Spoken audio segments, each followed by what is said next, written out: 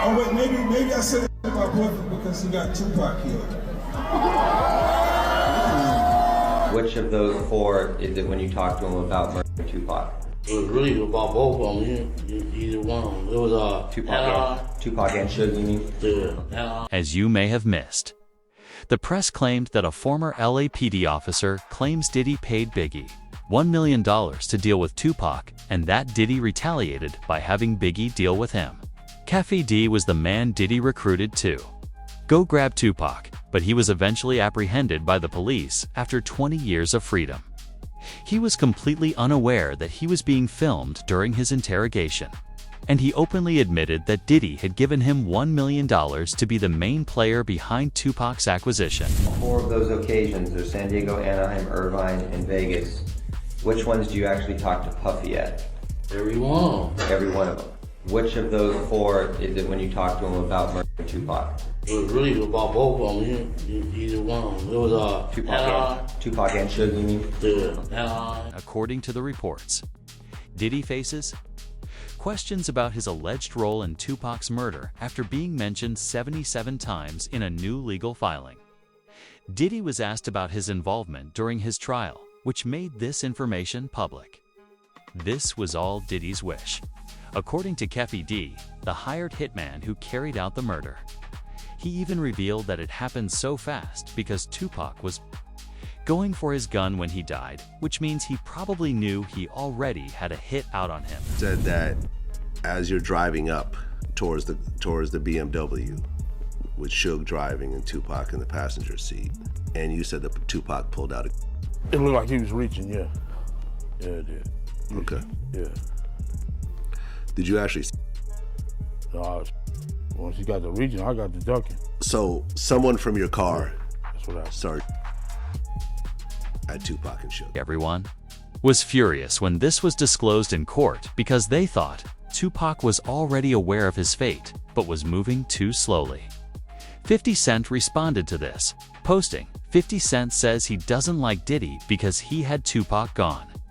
There would be stories about this. When they leave me to talk, because I always say the wrong thing. I was like, last time they left me, I said something about Puffy. You saw that? You saw that clip? Yeah! I gotta stop doing that kind of shit.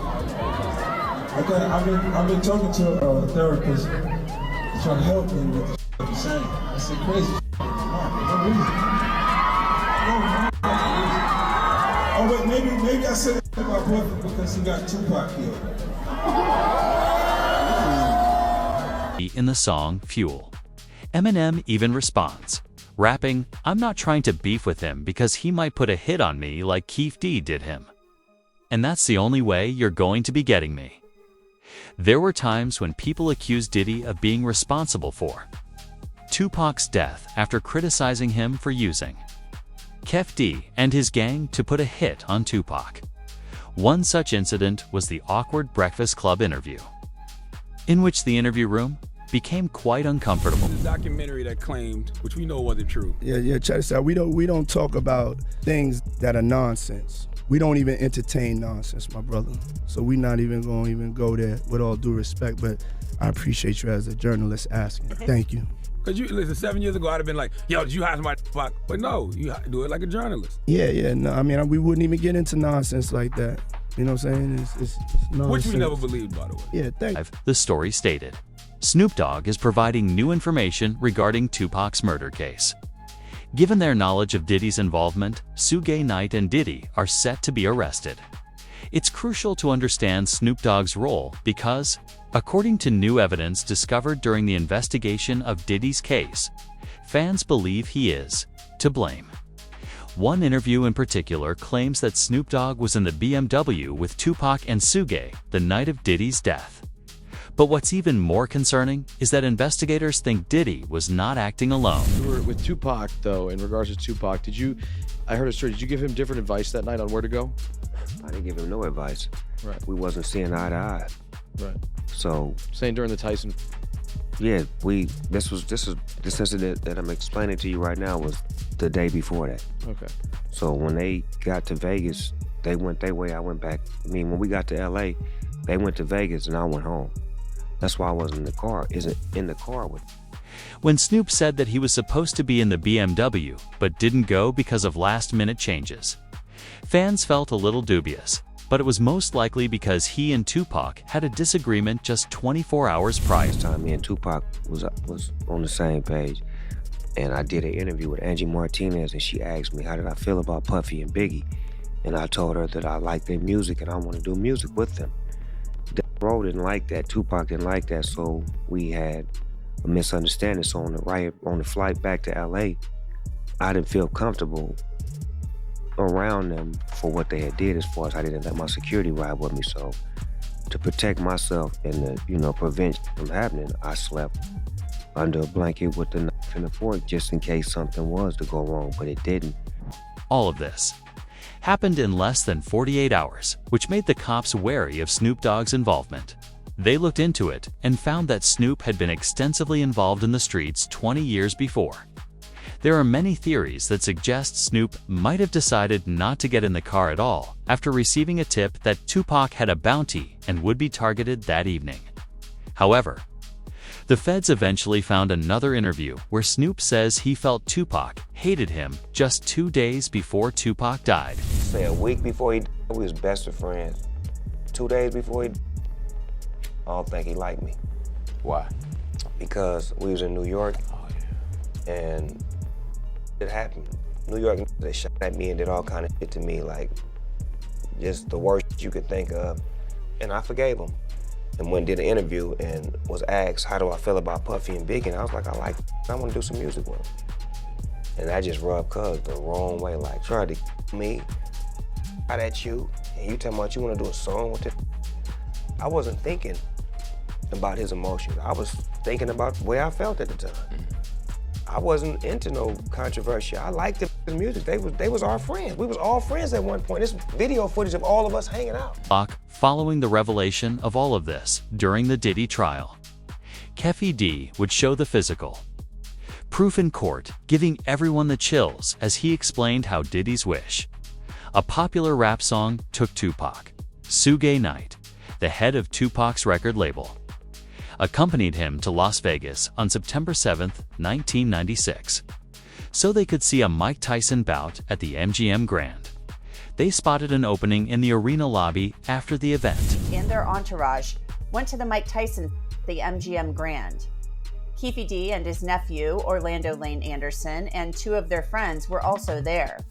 Keffe D told LAPD Detective Greg Kading more than a decade ago, in a proffer that couldn't be used against him, the shooting was retaliation after Tupac jumped Orlando and him up at the casino. Surveillance cameras recorded the fight. Tupac was angry that Lane had stolen his necklace years prior in Compton. Tupac, Suge Knight, and the entourage left the casino quickly. Security would finally break up Tupac, Suge, and the police confrontation, but it would require a shift in Suge and Tupac. Following that, they would change at their hotel before spending the remainder of the evening. Partying in a club at around 11 p.m., they were stopped at a red light on the way there, and no one was around until a competing vehicle sped into the lane next to about Tupac's concert at the Club 662. Members, including Orlando and Keffe D, jumped in their white Cadillac and started cruising the strip looking for the offender. Before long, they finally spotted Tupac's caravan. At the intersection of East Flamingo Boulevard and Koval Lane, the white Cadillac pulled alongside the black BMW with Suge on the driver and Tupac on the passenger seats. The back window of the Cadillac rolled twice in the chest, once in the arm, once in the thigh. Because the authorities did not have the sophisticated technology they do now. The incident's aftermath remained a mystery for 20 years, and nobody was truly sure what had happened. A man named Kai D, however, started doing interviews online in 2025. In one interview with DJ Vlad, he squealed on himself and revealed the specifics of Tupac's killing. And Bubble Up was the driver, and Baby Lane and Freaky were in the back seat. We was just all in the car together. Just say that. This was the white Cadillac. Yeah. So you guys are driving around, and then you hear these girls say, Tupac, Tupac. Got to the light. He was gonna go drink, and he happened to be hanging out the window. He's hanging out the window like he was in a parade. Tupac. Yeah, he was. So what happens next? You said that As you're driving up towards the BMW, with Suge driving and Tupac in the passenger seat. Given the 20-year unresolved status of the Tupac case, he would have to substantiate his accusations. That would prove it was him, and he would then be able to show his police interrogation from the night of the crime. You say Suge looks over, he sees you? He looks right at you? Yeah, he looks at me. When he looks over at you, and then, Tupac's busy getting evidently, the story is Tupac's trying to either get out In of the back seat or something. Yeah, what do you see happening inside of their car? I seen him going Suge head. I thought he was. So Orlando across Dre? He leaned over on the window, he rolled down the window. Inquisitive. The police would investigate Keffy D's reaction following Tupac's passing to see whether there was any regret.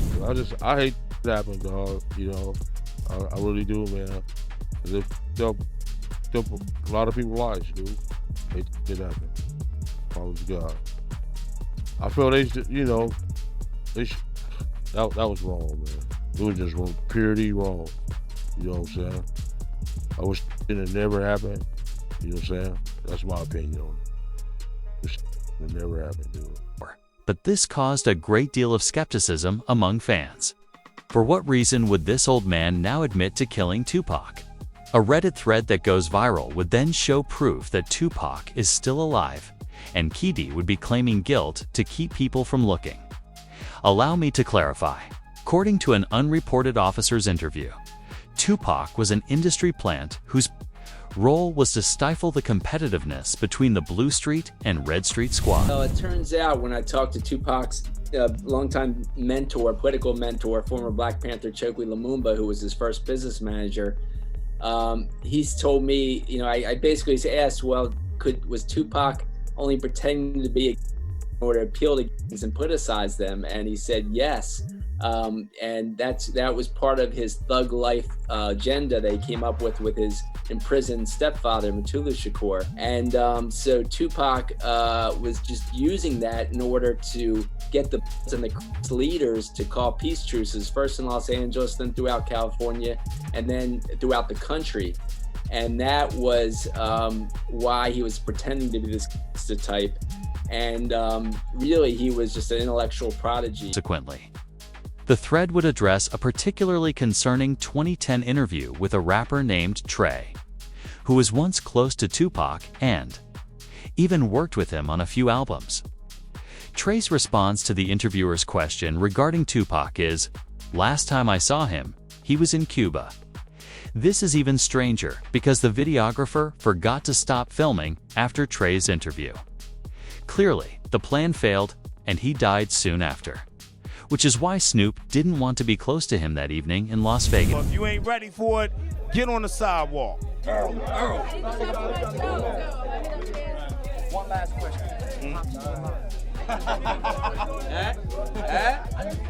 Nobody knows. Y'all good? Yeah, we good. Thanks a lot, man. We good. Last time I saw him, he was in track. After a week, a news website would broadcast a video that allegedly showed Tupac lounging in a parking lot in Cuba. The strangeness is that Suge Knight concurs that Tupac is still alive and well. Suge Knight has said in interviews over the past 20 years that Tupac was doing well in the hospital prior to his death. Tupac and I were laughing and joking when I left that hospital. The idea that someone could go from doing so well to performing poorly is beyond. When I left that hospital, me and Pac was laughing and joking. So I don't see how somebody can turn from doing well to doing bad. So you seriously think that he might still be alive? I'm gonna tell you this, Pac, you never. It's odd, because in an interview in 2008, he claimed that Tupac was still alive and healthy, even though police documents claim that Tupac was purportedly in a coma when he was brought to the hospital. Given that Tupac was unconscious, how could he and Suge possibly be laughing? He was conscious on the way to the hospital. He was conscious on the way to the hospital. He was conscious in the ambulance. He was conscious after they did the surgery. What was the last thing that he said to you? They left.